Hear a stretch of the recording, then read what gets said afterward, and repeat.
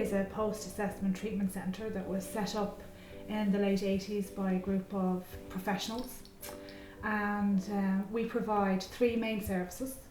The first service that we provide is a therapy one, where we see children up to the age of 18 who have been sexually abused or who have been impacted by sexual abuse. We also provide support and therapy to children up to and inclusive of the age of 12 who present with sexualised behaviours. We have a court accompaniment service and a helpline service. Throughout Ireland, CARI is not well known. It's known in certain areas. We have a centre here in Dublin, and we've also got a centre in Limerick.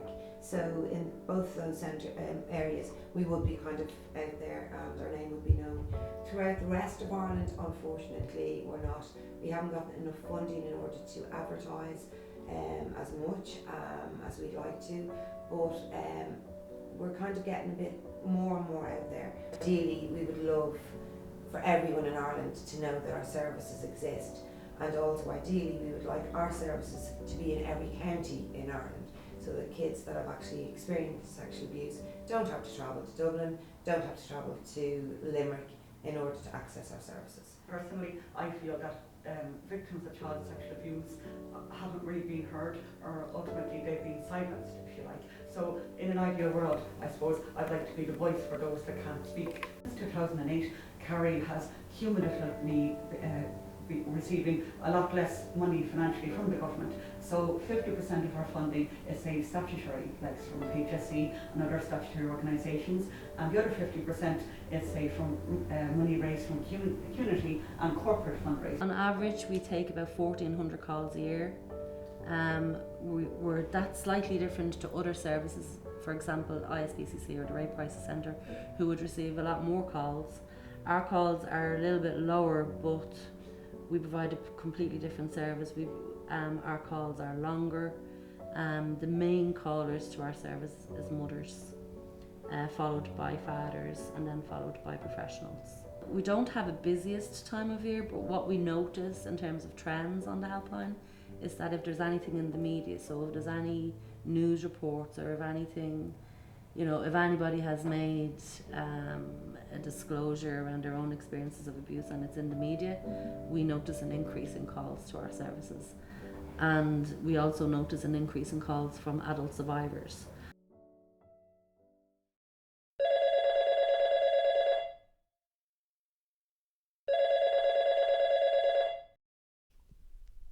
Hello, CARI Helpline. I need to talk to someone. It's about my daughter. Yes, CARI are here to support people with concerns around child sexual abuse. I don't know where to begin, but I really need help. It's okay. Take your time. I've just spent the night in the rotunda with my 13-year-old daughter. She's been raped. I'm here to support you. Can you tell me what happened? My daughter went to town yesterday with two of her friends, and on the way home they have to walk through the park. From what my daughter said, they were approached by two guys around the same age. I believe the boys started pushing the girls and grabbing their private areas. Two of the girls got away, but my daughter was left behind. The boys sexually assaulted my daughter and raped her. And it only stopped when a man and a woman walked by and came to help her. They took her to the police station and I was contacted later. This must be a very traumatic experience for you. We will do all that we can to help. I don't know. How can we help? What do you need from us? I don't know what to say. Every time I look at her, I burst into tears. I know it's not helping. She's only 13. It must be very hard for her to deal with at that age. How is she now? She's in shock. Just wants to sleep all the time. She's had 3 showers in the last day, and she keeps saying that she doesn't feel clean anymore. The sexual assault treatment unit have offered her a counselling session for tomorrow. Look, we think you could really do with some support with all of this. We would like to invite you in for an advice appointment. It's all my fault. It's only the second time I've let her go out with her friends. If only I'd gone with them. If I hadn't let her go. She's so young, so innocent. You can't blame yourself, but you need to talk to somebody. We can invite you in for a crisis intervention appointment and offer you and all of your family the ongoing use of the helpline when needed. Our line runs from 9:30 to 5:30, Monday to Friday. I can make an appointment for you to come in first thing tomorrow morning. Thanks. And thanks for listening. We're happy to help.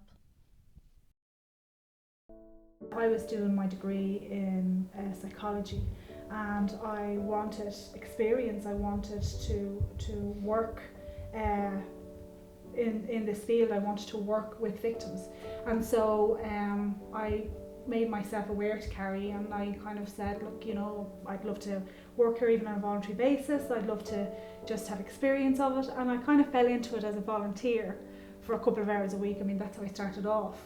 I started off working 19 and a half hours a week. I found the work really interesting. I was very supported by the organisation and went on to study to become a counsellor, and then went on to study and became a psychotherapist. When things go well in court, it's a very powerful, empowering experience for the child. The whole essence of sexual abuse is for somebody to take somebody else's control away. Court is an opportunity for an awful lot of children to regain that control and regain that power. To be able to stand in public and say you did this and it was wrong